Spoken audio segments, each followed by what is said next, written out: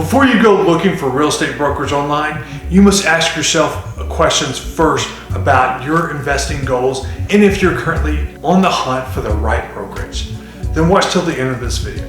There are a lot of real estate brokers available out there, but how do you make sure that you're working with the right one for you? It can help to ask these questions when looking for the right one. Number one, how is the track record of reliability? Can you look for reviews online, testimonials from clients they have already worked with? Number two, what is their specialty?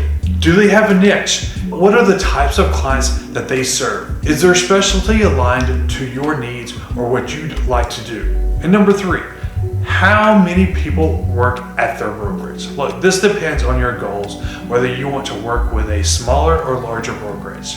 What benefits do they offer?